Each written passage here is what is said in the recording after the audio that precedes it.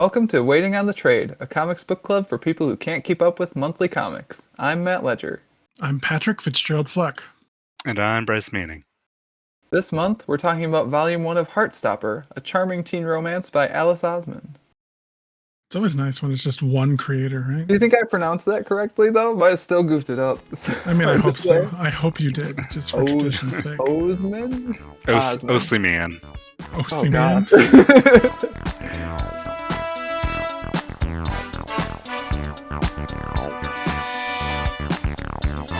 Now, in case you need a refresher, Heartstopper is the story of Charlie, an out-gay Year 10 student, and Nick, a Year 11 student who surprisingly finds his friendship with Charlie may be the start of something more. As Volume 1 concludes, Charlie and Nick act on their feelings for each other, but Nick finds he's not quite ready to accept what his feelings mean about himself. So yeah, that was Heartstopper.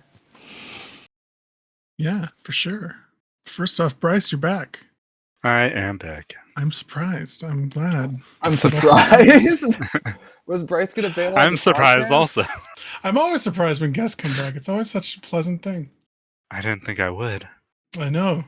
But you came back with this very cute comic, so... I didn't know any of this. I would have been so sad. Nah. No. I'm just making it up. Joshin. No, I'm trying to think of what a rugby player would say. I don't know. Hey, bruv. Hey, mate. Not coming back to the podcast, huh? Just having some bants. Don't worry. That's what bants are, right? And then God, tickling fights break out. I don't know. I just don't know. Tickling That fights. happened in the old American high school locker room too. Let me tell you. British English is just the whole never animal. Anyways, yes, Bryce. Welcome back to the podcast. Thank you. I'm here. It's a pleasure. It's a pleasure to be here. Sure. What made you want to pick this comic to talk about? What about this comic made you feel like, hey, I will do this podcast one more time? Well, because the Netflix algorithm has me pegged as a single gay man that likes rom-coms. So when this show came out, it was aggressively marketed to me. And also all my gay friends would just not shut up about it. So yeah, that's how I heard about it. Nice. Yeah, and I think I told you in Discord, like after you suggested it, I've seen it literally everywhere around the city here. Bookstores, library. Went to the library this afternoon and they actually had it on their like new and featured shelf again. Oh, the display? Nice. Yeah. So like it was there this afternoon. It was at Target because oh my god, the renaissance of Target selling books because no one buys DVDs anymore. I love personally, but that's an entirely separate podcast, I think. Even Googling Heartstopper and Netflix brings up like special animations and stuff. Yeah, I noticed that the other day when I just typed in Heartstopper and there were some little butterflies. It was nice. Like what? Really? Yeah, just type in Heartstopper in your search bar and it'll. I think it was butterflies. It's either butterflies or leaves. Oh my god, there they are! What? Hey man, crazy. It's a big deal. This show / comic / I can get them to play again. Look at that. Multimedia juggernaut. One of the most watched ones during the summer on Netflix. You can just spam those leaves, by the way. It's cool. All right. Yeah, it makes sense. It's good. It is good. Yeah. Cute, simple, teen love story. I read it in the space of like probably 2 hours the first time, and I think I reread it in about an hour and a half the other night. So, you know. I've read all of it in the span of 2 days. So like the whole, when I say all of it, I mean like all online. Yeah. All of the comic that is available online. It's on hiatus right now, which is very sad because it left off at a very pivotal moment, but that's okay. Hey, this is suck. Authors need a break. Yeah, they do. Especially when they've written a TV show in addition to. Yeah. Right. Just hopefully she doesn't turn into a. I was gonna say at least they're both still coming out. It seems like so. Yeah, it seems like season 1 on Netflix covers volumes 1 and 2. Yeah, I was saying the first 3 episodes seemed to cover volume 1, but from what I watched, it adds, like you were saying just a moment ago off mic, Bryce, it adds characters and like plot lines that aren't in the comic book. Mm. I think Imogen is a new character in the TV show. I had no idea who she was when she crept up. So yeah, Matt, there's a girl who likes Nick Oh. in the TV show. Does she show up later in the webcomic? No, she's not in the webcomic at all. Oh, intriguing. Yeah, I was saying before we recorded, like, I haven't watched any of the TV show yet because I didn't want to, like, have different notions of the stuff that I read. And I also have not read ahead yet because I didn't want to get any, like, additional knowledge before we talked about it. Kat has read ahead a little bit because she read it and was like, "This is cute," and kept reading it online. So Kat says that it continues to be good. So it does. Yep. I highly recommend, if you like it, you should keep reading it because it continues to be as cute and as good. But yeah, I like how the Netflix show, like, Matt, remind me, you don't know who Elle is yet, right? In volume 1? Yeah, Elle's not in the book. I don't believe so. Okay, she shows up later in the comic, but in the TV show, they introduce her much earlier. And they also seem to be going through Tara and what's her girlfriend's name? Darcy. Mm-hmm. In the comic book, they've been together and out as lesbians.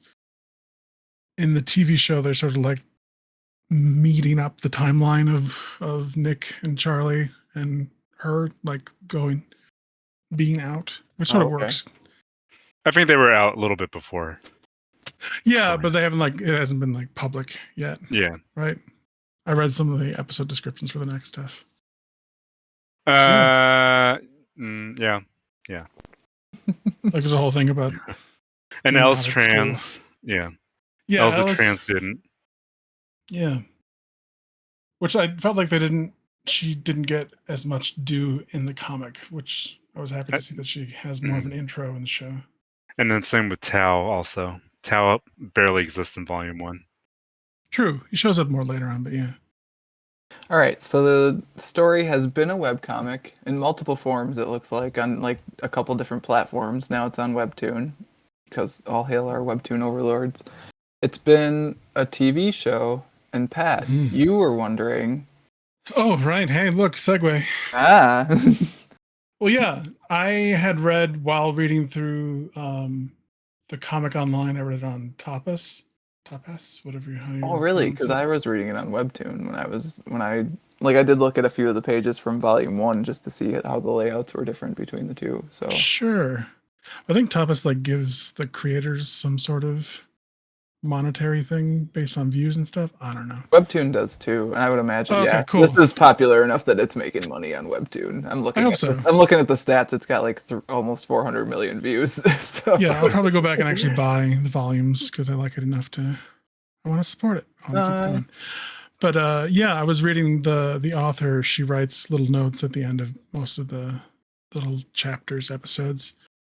And she was talking about the fact that lots of these characters, the two main characters themselves, are from one of her young adult novels, which if I were prepared, I would tell you what the name of it is, but I am not. I was going to look and see Solitaire? if it's in the back of the book here. I want to say it's Solitaire. It is. It is Hey. Solitaire. Because that's the novel that I was telling you guys, like, yeah, I like Tori, so I would potentially read that novel. Yeah, it's a novel that has Tori, who is Charlie's older sister, as the main character, and both Nick and Charlie show up as minor characters in that one, which I think is cool that Alice Osman has like a whole like universe of these characters that she's just writing stories about. Yeah, it's pretty neat, right? Like in the author's note at the end of the book version of Volume 1, she talks about, they showed up in this novel and like they're in a firm, loving, supportive relationship. Like, how did they get there was the question that was in the back of her mind. And thus Heartstopper. Yeah, and a few of the other side characters have their own spin-offs, which is cool. So if you like a character and you want to know more, Harry, here's a novel. And that brings me to my question. Do you guys think that this story about Charlie and Nick would have played any better as a novel than as a comic? No, next question. All right, cool. What makes you say that? I actually thought about this today, and I was like, "There's literally one I hope scene that so. I could tell." Well, duh, I thought about it, but like I settled on one scene that I'm like, "This, there's no way this could possibly be better as a novel than as a comic," and it's actually the scene where Tori shows up and the word "appear" appears over her head. It's It's like so good. it's perfect. Like you can't do it better, and like you can't do it quite that off kilter and fun in a novel. I mean, there's lots of reasons, right, that I think it makes sense for it to be a comic versus it being a novel. I'd be curious as like since Alice Osman had written a novel, why she chose to make this into a comic instead. That's that would be an interesting question that I would if I had Osman for an interview. I'm sure someone must have asked that at some point. Maybe we'll try to Well, find it there's a for the bunch show of notes. Q&A little snippets on the, I don't know if Webtoon has it, but Tapas has Okay. little, I think a couple of those go over that a little bit. Okay, I'll see if I can find those. I mean, like, there's so much stuff in here. Like, you get the nice, like, scenes where they're, like, about to touch hands and they don't. And, like, you could do that as a novel, but I think you can control the pacing better as a comic. Like, comics do really great stuff with being able to control how fast the reader is moving through a scene or not. And I think especially with something like this where a lot of the drama is in exploring their emotions at their pace, that works really well. So I don't know. I think it would have lost a lot of cute glances and stuff. Also, For sure. Yeah. I guess what are your guys' thoughts?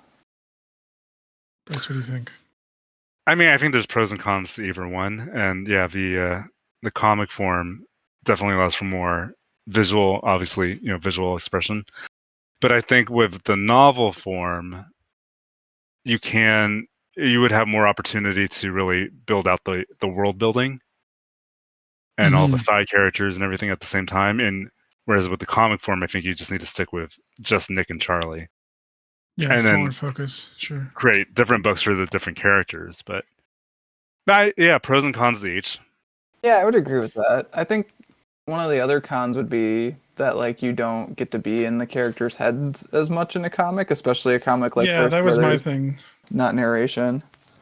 That if it were to be a novelization, we could get the inner thoughts of the characters as they're going through things.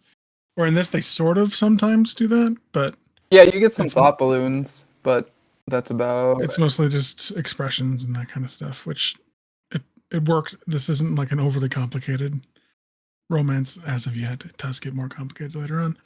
But yeah, I mean, it's hard to say that I like these illustrations are so cute. I don't want to say I wouldn't want that, but it would be interested to see what a novelization would be.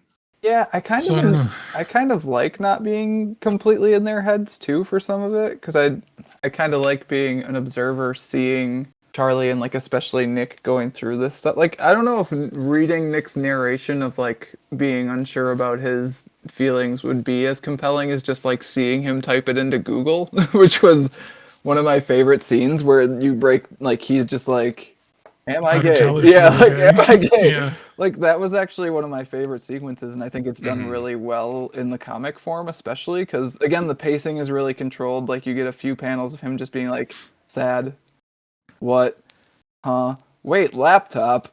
Then grab.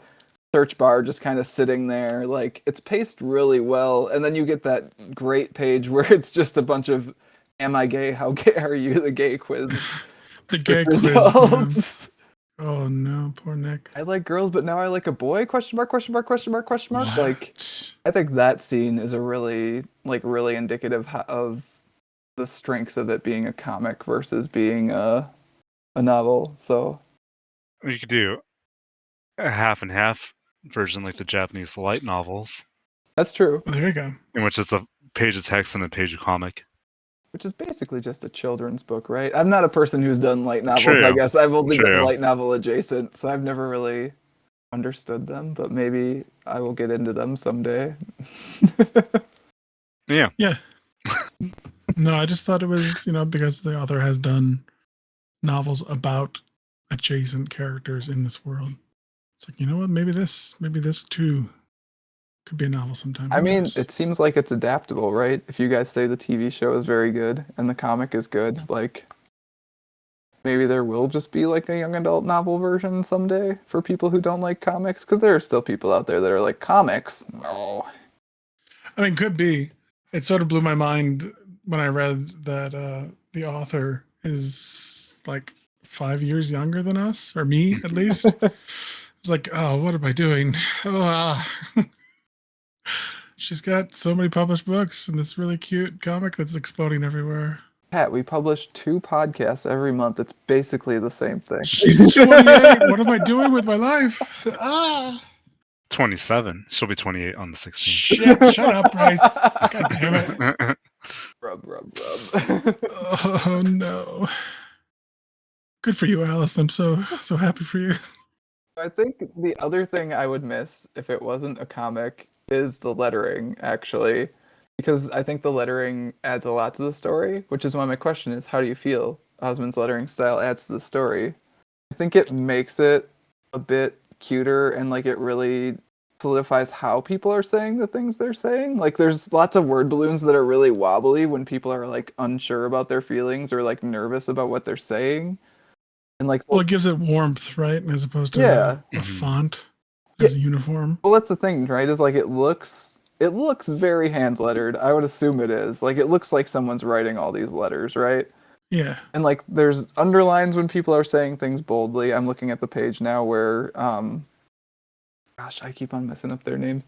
Where Nick is about to like beat up Ben because he's basically assaulting Charlie, and the word "stop" there is underlined, and then on the next page, "fuck off" is all caps. Like you get the question marks and the exclamation points throughout. You get some emojis in the lettering. Like I think the lettering does a lot to add to it being a cute high school story.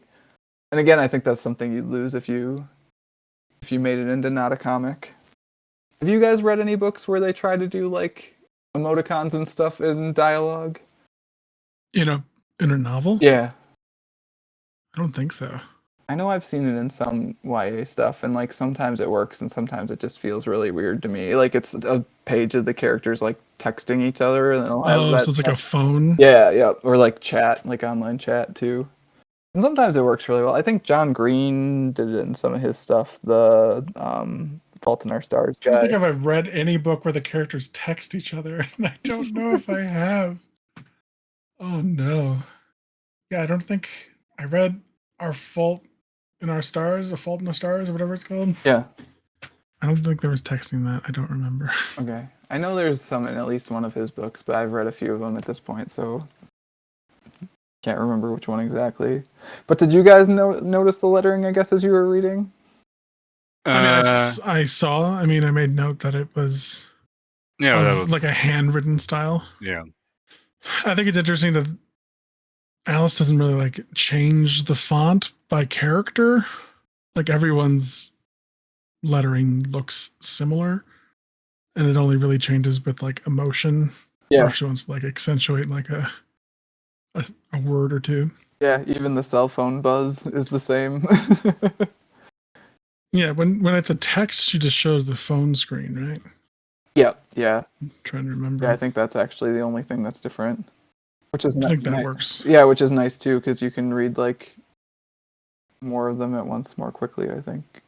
Yeah, like at the beginning, they show you Charlie's text with Ben, and I missed the fact that the library question mark or whatever, like the repeated messages were like days apart. I thought it was just him like repeatedly saying, "Let's go to the library. No, let's go here. No, let's go back to the library." And it's like, wow, Ben is really just all over the place. But no, it's him saying, "I want to kiss you here. Meet me here. Now meet me here the next day." Yeah. Yeah. I like it, and I do think the comic would lose something if it were not handwritten as it is. Yeah, Ben, what a mess, huh? while we're here, we can step into that digression quick. They were definitely doing more than just kissing. I know this book is supposed to be for teens, but Well, yeah, that's what I was wondering. The fact that this is written by a woman, I'm wondering if this were written by a gay man, if they would, like, they always bring up like blushing or like whatever, but never talk about hiding erections. Like, I think that would be the biggest problem that a teen Well, boy would have. I think she was thinking of her target audience, and didn't want to include certain things. Sure, It gets sure. less cute when you Yeah. start talking about penises, Pat. Come on. Because this book is taught in some schools, in some high schools, and so it's got to be age appropriate. I mean, sure, but I mean, that would be like the number one problem I would think Charlie would be I having. know. I mean, I also think you lose a Okay. lot of your teen girl audience when you start doing that also. Fair. Which fair. apparently, like, I think Cal was talking to us about that when he was on last time. Like, his nieces are super into this book, so teen girls probably also a big part of the audience. Yeah, that's an interesting. That was going to be my question about what did you guys think about the fact that this and so many other gay romance stories are written by women, which I always think is interesting. And it seems to be written for, as we were just pointing out, for a female audience in some ways. Actually, I don't know if that's exactly true, but I think it definitely is. I don't know if it's true for this one, but I know other stories in like anime and stuff. Yeah, actually, one of the books that Bryce came on to talk with us about, like, was primarily had like a female audience. I feel like, and I'm forgetting the name of the Yeah. book right off the top. of my head. Wodakoi. Yes. Yeah. No, was it that one? No, the I don't know. the mind reading. No, if only be all I think I've done with you guys is Wodakoi. No, we did the Fairy magic. yeah. Oh. Yeah, I on, did forget Bryce. about that. The But yeah, virgin can read minds. both of them are written by women, for women, about men and same-sex relationships. Yeah, and I don't think I'd go so far as to say this is written for women. No, Like, I think- enjoyed this story. We'll point out the fact that there isn't like boners everywhere. Like, Yes, no, I mean, like, there were. I think it's written for teens and it's meant to be age appropriate. yes, Like, absolutely. yeah. Sure, yes, a younger audience for sure. But I'm just saying, in real life, they're doing more than just kissing in the library that many times. But yeah, no, Bryce, you brought up a potential question about Ben that sort of recontextualized him for me. The fact that Oh, he has his own he- stupid demons. yeah, like Ben and Nick sort of are going through a similar crisis of sexuality, and Ben is not doing it I great. was gonna say, just handling they're it going- very, very, very, very, very, very, very differently. Very differently. Yeah.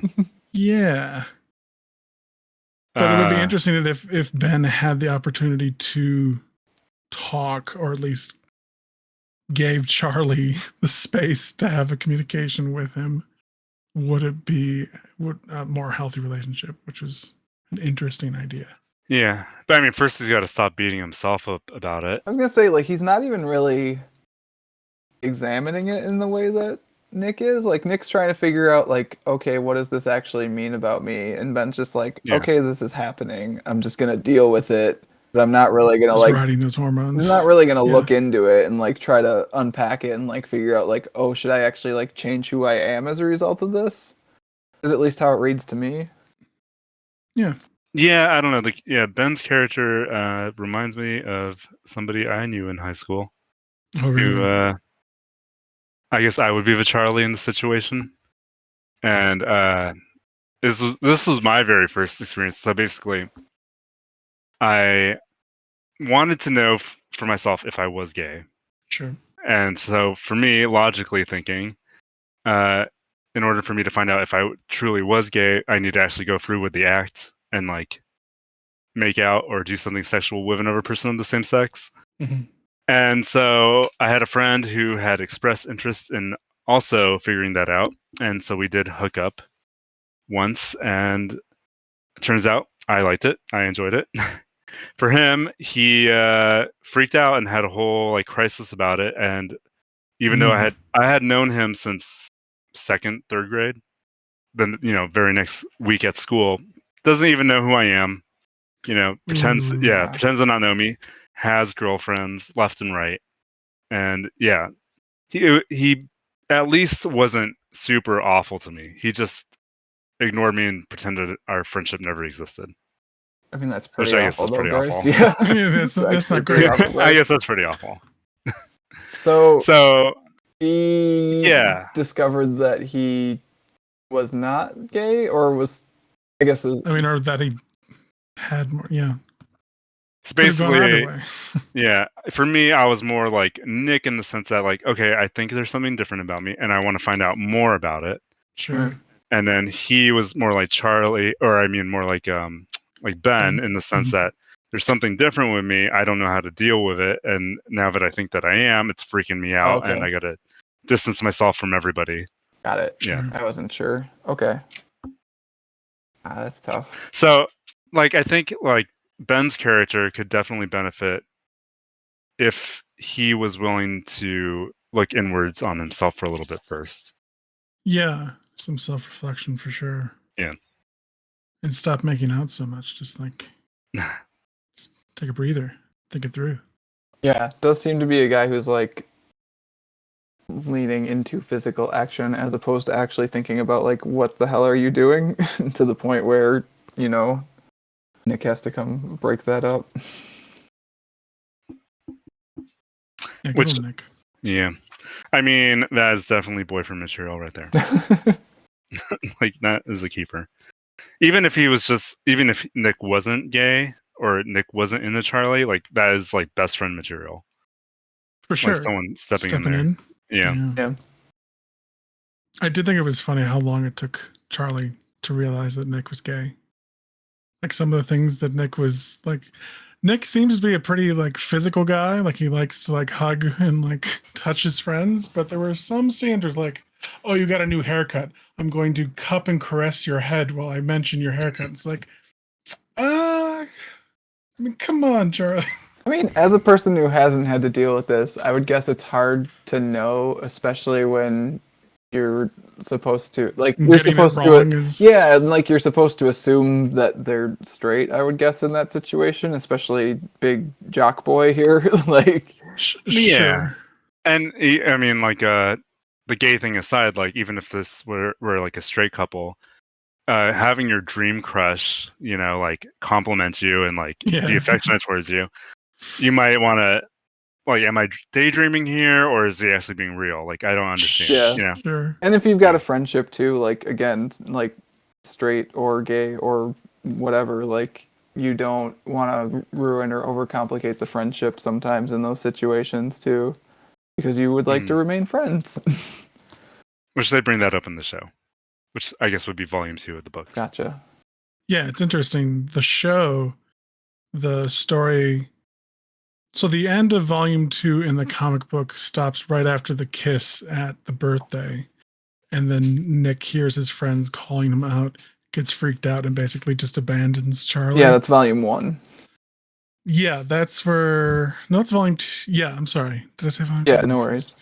The volume we read stops Yes. right Yeah, there with Charlie being abandoned. That's just the end, which was awful. It's like, this is where it's going to stop? It's a heck of a cliffhanger, though. I did have to like stop myself from going to continue. I mean, there's a little preview in the back, so at least there's that. It needs to. Oh God, no! They have to be happy.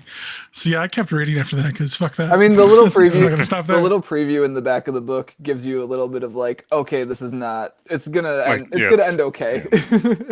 Well, I thought it was interesting because the Netflix show keeps going. It stops with Nick arriving at the house in the rain, like with Charlie opening the door to see Nick drenched in rain on his doorstep, and that's where it ends.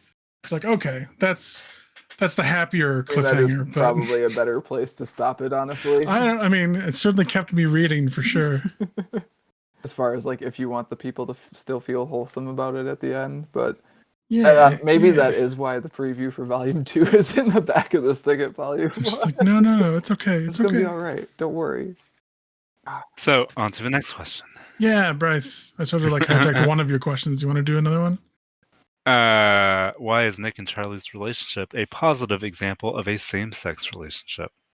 I'm just What do going you to throw it guys- out. Communication. I mean, that's kind of Yep. it, right? They talk to each other Turns about out what they're feeling and what they want to do. that's the goddamn They secret. check in all the time. Are you okay? Or is everything all right? How's it going? And yeah, it's healthy. Yeah, I mean, coming from like the BL manga world, there are definitely some very unhealthy relationships in that world. Yes. Yeah. So it is very nice to see like just a pure innocent like teen romance where people are communicating, no one's being forced up against a wall, No kabadones anywhere. What the heck? I mean, no mind hold reading. on. There Yeah. was not in this relationship, obviously, but there was some forcing up against a wall, right? We were told we Sure, were right, shown the Ben. forcing up against a wall is bad, though. Yeah, with the bad character. Yes, Mm, that's a good point. That's a good point.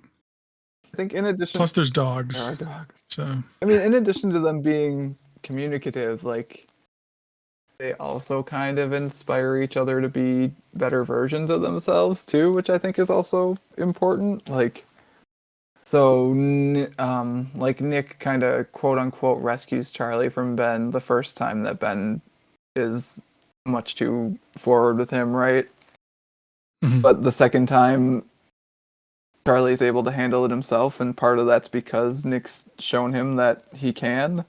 So I think that's worth Mhm. pointing out. And then also, as a result of his friendship slash budding relationship with Charlie, Nick is figuring out aspects of himself that he didn't even really know existed.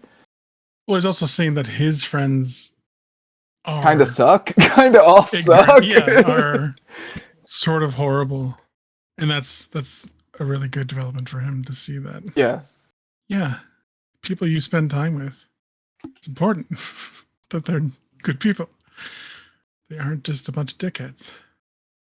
Yeah, I think to the positive aspect of it too, like a lot of times when the characters are given a chance to react to a situation, they do so in a way that is good. Like, so I guess I'm specifically thinking about Nick.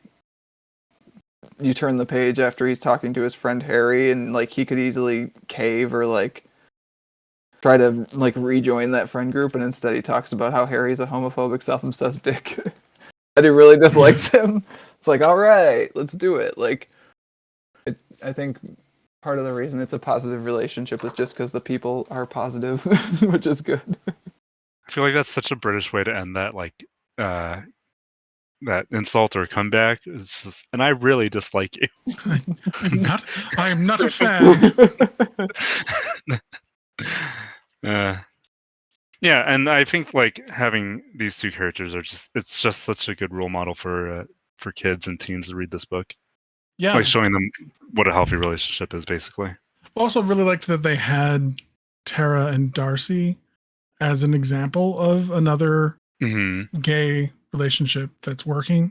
And I think yeah, they're not we read, but yeah, in the show. They meet at the party, don't they? Isn't Tara? Yeah, they show Tara up and at the Darcy? party. Yeah, they're there for like a second, I think. Sure, but that's where Nick finds out that Tara is gay. Yeah. Mm-hmm. And yeah, and even Tara like offers to like, hey, do you need to talk about anything? Like, yeah, if you want to talk, I'm here, which is really there great. are so many positive people in this comic, like just talking about their feelings and their attraction to people of the same sex, and that's nice.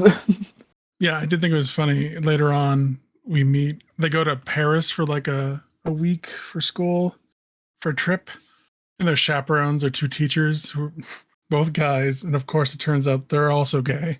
It's like, oh my gosh, everyone in this story. They're coming out of the woodwork. Watch out. And yeah, the coach too in rugby. Oh yeah, I really like that scene. One of the questions I suggested we do, maybe, which maybe might have been better actually, is just like, what is your favorite scene? And I did like that scene a lot, where the coach just comes to talk to the kids and is like, "There's not only gay and straight, also it's none of your goddamn business." Also, it's rude to talk about other people's sexuality. Go home. Yeah, she's cool. I like her. Yeah, and again, like for the world to be that open about it and having people talk about it, but also like educate, like the world is kind of educating kids about it. It also encourages kids to educate themselves about it, which like That would be nice. I mean, in a lot of places, it is the world we live in. I googled Heartstopper band book because I was like, it must be banned somewhere. So Yeah. I'm slightly down at the moment. Sorry.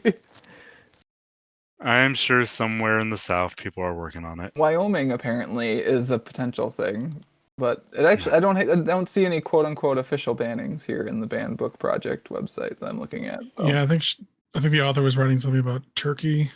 I think Istanbul is the other one that I'm seeing here. Yeah. Constantinople, you know. Yeah. All in all, a very positive book. What I think is really weird though is that I don't think there's any homophobic adults.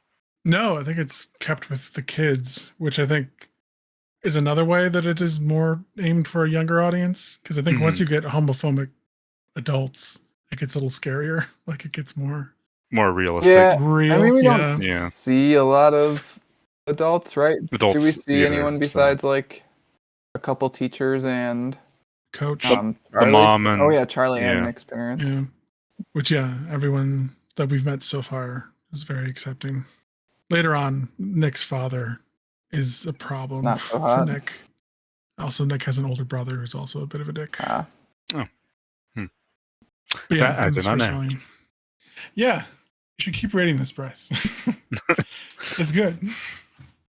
Yeah, this is like I don't know. I read it and I was like, I liked that. I don't know if I'll read the second one just because like I might be at a point in my life where I'm like teen romance doesn't quite Wholesome get things me. don't do it for No, I anyone. mean wholesome see. things do. I liked it. That's the thing I was trying to unpack actually. It's like I did really like it. It's a fast read, so like if I see it in the library, I'll probably grab volume 2 or like I've got a webtoon spot open at the moment, so maybe I'll try to work it in there or something. But like I liked it and it's one of those things where I really understand why it's as popular as it is, but it's not like I'm not immediately like I must read the next one. But I guess I've Sure. never been quite as into like wholesome romance as I think both of you guys are.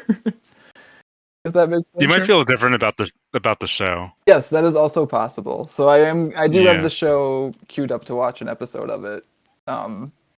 Probably. I mean, sometime the this week. comic does get, I don't want to say darker, but like Charlie goes through some stuff. Mm-hmm. See, I don't even know if I want that. Like, I don't want it to get darker. I like the tone it's at. I just don't like. No one's punching anyone. There's no explosions, so I don't know. I mean, it doesn't get like that, but it gets more. Yeah. Like we know that Charlie went through hell at school the previous year. Yes. Yeah. And like stuff like that crops. I was up actually again. wondering if they would talk about that in more depth because it is hand waved a little bit in this to the point where I'm like, yeah, he goes from like emotional being and outed to mental just being trauma. like crazy popular, and I was like, well, I mean, okay, that's also kind of weird. I feel like is he just popular because he's gay then, or I don't know. It's weird because us growing up in school, I didn't know of anyone in high school. Matt, I don't know if you know anyone who is out as gay. Not out, I don't believe, no. So like, it would be interesting to know if the generation now going through high school.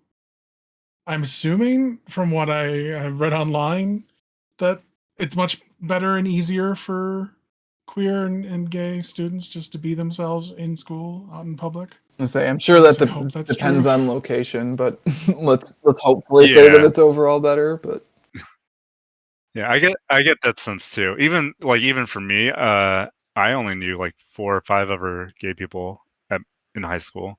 Sure, and that's in California too, which is much more accepting. So yeah, I mean, it's possible that disconnect you're having, Matt, with the fact that he's popular now might just be because of our experience. Yeah, maybe a younger person reading this wouldn't have that. Which again, this is very popular with teens, and I'm very happy it's popular with teens because that means nice, wholesome, same-sex romance content is popular with the teens, and they're better than us, and that's good. Thanks, teens. Yay! Yeah, I highly recommend this. I don't know if we were going to do other recommendations. I think we could. I've got one. Which is just a book that we've read in the past for the podcast, but reading this made me be like, oh yeah, I should go finish that. Which was that? My Love Story. There's also yes, I was another thinking the same thing. wholesome romance comic where mostly it's just like there's some drama, but it's Much more mostly comedic. just like, yeah, it is a little bit like funnier, right? But it's mostly wholesome people doing wholesome things. Like this is mostly wholesome people doing wholesome things. Yeah, I did get similar feelings, yes, reading this as I did that. that would be my recommendation. Do you guys have some? We can also reach outside the realms of comics. I do think if you read this and liked it, you should probably read some John Green books because it's in a similar Yeah, wheelhouse. similar grain. Yeah, I'd agree with that. The one that I would recommend, the comic that I would recommend off of this is another web comic that I'm pretty sure that I got from one of those NPR massive lists of must-read graphic novels slash web comics or whatever. Pretty sure we talked about it in the comic book resource episode. But it's a comic called The Less Than Epic Adventures of TJ and Amal. And it's basically a road trip of two guys. Amal basically had an arranged marriage and came out to his conservative parents and gets disowned, goes on a bender and wakes up to find TJ in his house cooking him eggs. And basically they make a deal that they're going to drive across country to be there for Amal's younger sister's graduation. And Amal's going to drive and TJ's going to pay. And it's just a story of them driving across country. It's much more mature. This is definitely not written for kids. I'm It's glad you for mentioned adults. that because I looked at the thing and it's got like a mature readers tag right on the front page of the website, and I was like, Yes, there is sex and some of it is explicit, but it's not like gratuitous. And I got a similar. It's a moving story about two men and growing relationship between them. I would recommend it. For me, this is a book that I've read so long ago I barely remember it, but I'm gonna just read the blurb that I found on Goodreads. So it's a book called Hero, and it's written by Perry Moore. And the blurb is: the last thing in the world Tom Creed wants is to add to his father's pain, so he keeps secrets. Like that he has special powers, and that he has been asked to join the League, the very organization of superheroes that spurned his dad. But the most painful secret of all is one Tom can barely face himself. He's gay. But becoming a member of the League opens up a new world to Tom. There he connects with a misfit group of aspiring heroes, including Scarlet, who can control fire but not her anger, Typhoid Larry, who can make anyone sick with his touch, and Roof, a wise old broad who can see the future. Like Tom, these heroes have things to hide, but they will have to learn to trust one another when they uncover a deadly conspiracy within the League. To survive, Tom will face challenges he's never imagined. To find happiness, he'll have to come to terms with his father's past and discover the kind of hero he really wants to be. So it's not just like hiding, your sexuality, but it's also hiding your superhero like ability. It was really cute. It is a teen novel, and so it's a lot of action, a lot of self-reflection. Sure. Yeah. nice. And anyone watching the Netflix show, if you liked that, I would recommend Sex Education. I think there's 2 or 3 seasons of it out now on Netflix. It's also pretty good. It's also set in the UK. What's that about? And it's about teens dealing with sexuality and what it means to, yeah, exploring sex and what it means and how awkward it can be. And yeah, it's also a really good show. I found. And if you also like the show, then just watch anything with Olivia Colman in it, because Olivia Oh, Colman's in the yes. show, and I like her a lot. She's the best. Oh, the new Doctor Who is actually one of the characters in Sex Education. So, Oh, really? yeah, Huh. he's the gay kid. So, watch it. See the Doctor. It's a I small, didn't even know. gay British world out there. Yeah. I feel like they're all in each other's projects all the time. I think that is going to do it for this month's discussion of Heartstopper. As always, if you want to get in touch with Pat or myself, you can email us at waitingonthetrade@gmail.com. You can also find more comics-related goodness at mattreadscomics.com. Bryce, do you have a place online that you would want people to find you, talk to you about Heartstopper and other things? Absolutely. It's okay to say no. Y'all can find me on Instagram at DuoMaxWellll, Duo Maxwell. And I'm sure if you Google that, you can find other things about me. Ooh, Ooh. a treat. Yeah, thanks again, Bryce, for showing up. We appreciate it. Yeah, no, I enjoyed this No comic a problem. lot. I was happy to read it, and will read more of it. Any opportunity I get to advance my gay agenda. That's right. Yeah. It's the future You of the both gotta ones. meet your quota. I mean, the podcast has a gay agenda. It's not just your gay agenda, Bryce.